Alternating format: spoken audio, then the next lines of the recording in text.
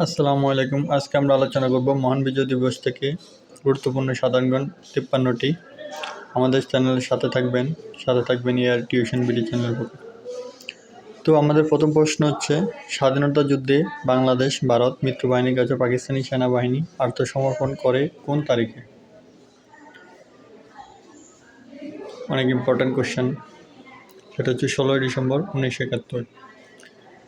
যে কোশ্চেনগুলো আজকে বলা হবে সেগুলো বিভিন্ন পরীক্ষায় ইতিপূর্বে আসছে। মুক্তিযুদ্ধে যৌথ বাহিনীর কাছে পাক হানাদার বাহিনীর আত্মসমর্পণকারী সৈন্য সংখ্যা ছিল কত? সেটা হচ্ছে 93,000। প্রশ্নটা একটু ঘুরিয়ে দিয়েছে। 1971 সালের 16 ডিসেম্বর পাকিস্তানি বাহিনী ঢাকায় কোথায় আত্মসমর্পণ করে? রেসকোর্স ময়দান বর্তমান, যেটা সোহরাওয়ার্দী উদ্যান নামে পরিচিত। কোন স্থানে 1971 সালে পাক বাহিনীর আত্মসমর্পণের দলিল স্বাক্ষরিত হয়েছে? সেটা হচ্ছে রেসকোর্স ময়দান,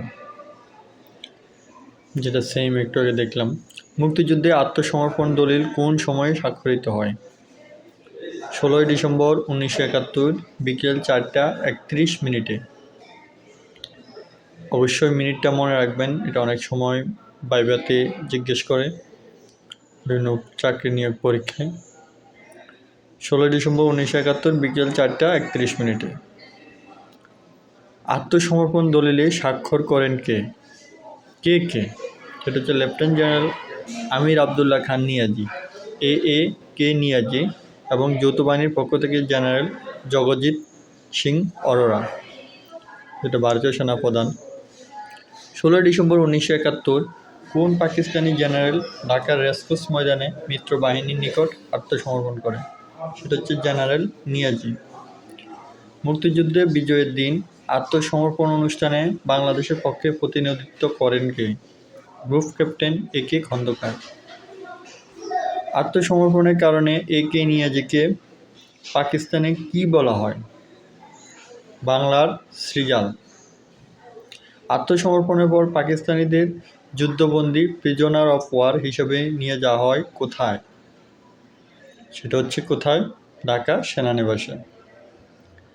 কবে মেজর জেনারেল রাও পরমান আলীর নেতৃত্বে ও কোথায় পাকিস্তানি বাহিনী অস্ত্র সমর্পণ করে? 19 ডিসেম্বর 1971 ঢাকা সেনানিবাসের গল্ফ মাঠে। আত্মসমর্পণকারী পাকিস্তানি সৈন্যদের কোন কনভেনশনের আওতায় নিরাপত্তা ও সুবিধা দেওয়া হয়? সেটা হচ্ছে জেনেভা কনভেনশন। বাংলাদেশের বিজয় দিবস ভিক্টোরি ডে পালিত হয় কোন তারিখে? 16ই ডিসেম্বর, যা আমরা ইতিপূর্বে জানি সবাই। বাংলাদেশ কবে থেকে রাষ্ট্রীয়ভাবে বিজয় দিবস পালন করা হয়? অনেক ইম্পর্টেন্ট প্রশ্ন। 1972 সাল থেকে, এটা সবাই মনে রাখবেন, প্রশ্নটা অনেক ইম্পর্টেন্ট। 16ই ডিসেম্বর 1971 দিনটি কী বার ছিল? এটা মোস্ট ইম্পর্টেন্ট। অনেকগুলো বেবাবা হচ্ছে আপনার এই জিনিসটা ধরে। বৃহস্পতিবার। 16ই ডিসেম্বর 1971 বাংলা সনের কত তারিখ? 30 অগ্রহায়ণ 1378 বঙ্গাব্দ। স্বাধীনতাকালীন 19টি জেলার মধ্যে কোন জেলা প্রথম শত্রুমুক্ত হয়? আমরা দেখি বিভিন্ন পরীক্ষা আসে, এটা আপনারা জানেন। যশোর আমাদের প্রথম শত্রুমুক্ত হয় 6 ডিসেম্বর 1971 সালে। মুক্তিযুদ্ধের শেষ রণাঙ্গন কোনটি? পরীক্ষা আসে, সেটা হচ্ছে মিরপুর, ঢাকা। কোন স্মৃতিসৌধটি সম্মিলিত প্রয়াস নামে পরিচিত? জাতীয় স্মৃতিসৌধ, সাভার। জাতীয় স্মৃতিসৌধ কোথায় অবস্থিত? সেম উত্তর, ঢাকা, সাভার, নবীনগরে। জাতীয় স্মৃতিসৌধের স্থপতি বা ডিজাইনার কে? সেটা হচ্ছে মাইনুল হোসেন। জাতীয় স্মৃতিসৌধের স্থপতি মাইনুল হোসেন কত সালে মৃত্যুবরণ করেন? 2014 সালে। জাতীয় স্মৃতিসৌধের পলক কয়টি? এটা বিভিন্ন পরীক্ষায় আসে। 7টি পলক। জাতীয় স্মৃতিসৌধে কতটি কৌণিক স্তর রয়েছে? অনেক ইম্পর্টেন্ট প্রশ্ন। 7টি। জাতীয় স্মৃতিসৌধের প্রথম পলকটি কোন স্মৃতি বহন করে? Important question. ভাষা আন্দোলন। জাতীয় স্মৃতিসৌধের উচ্চতা কত?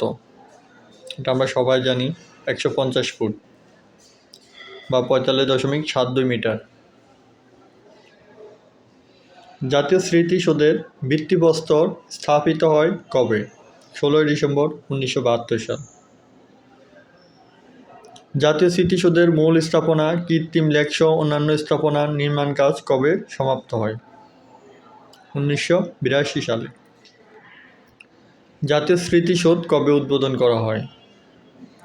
16 ডিসেম্বর 1982।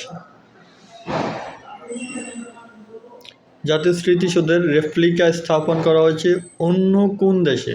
সেটা হচ্ছে মালদ্বীপ।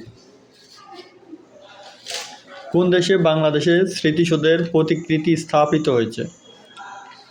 সেটা হচ্ছে ভারত। বাংলাদেশকে প্রথম স্বীকৃতি দানকারী দেশ কোনটি? সেটা হচ্ছে ভুটান। এটা আমরা জানি। ভুটান কত তারিখে বাংলাদেশকে স্বীকৃতি দেয়? 6 ডিসেম্বর 1971। তারিখটা মনে রাখবেন, বিভিন্ন পরীক্ষা আসে। বাংলাদেশকে স্বাধীন দেশ হিসেবে স্বীকৃতি দানকারী দ্বিতীয় দেশ কোনটি? ভারত। অনেকে আবার এটা ভারতকে প্রথম দেন, এটা ভুল। ভারত বাংলাদেশকে স্বীকৃতি দেয় কবে? 6 ডিসেম্বর 1971। যদিও একই দিনে ভুটানও দেয়, কিন্তু ভারত একটু টাইমেই পরে দেয়।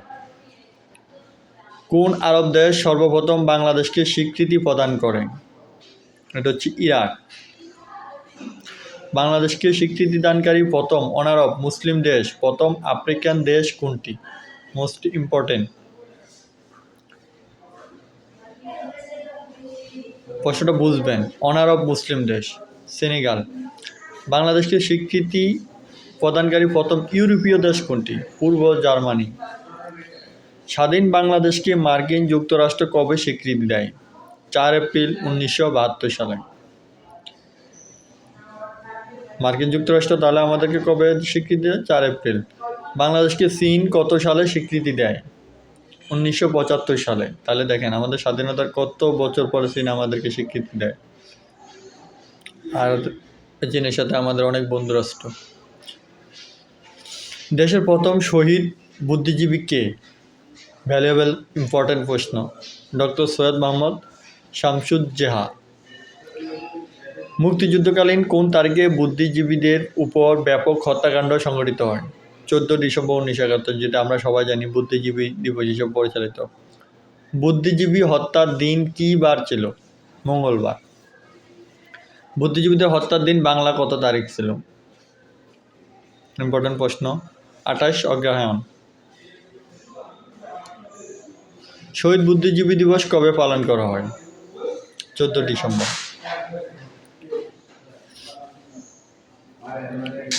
14 ডিসেম্বরকে শহীদ বুদ্ধিজীবী দিবস ঘোষণা করেন কে?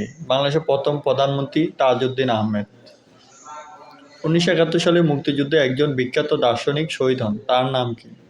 ভ্যালুয়েবল ইম্পর্টেন্ট প্রশ্ন। জি.সি. দেব। ডক্টর গোবিন্দচন্দ্র দেব। জি.সি. দেব গোবিন্দচন্দ্র দেব ঢাকা বিশ্ববিদ্যালয়ে কোন বিভাগে অধ্যাপনা করতেন? দর্শন বিভাগে।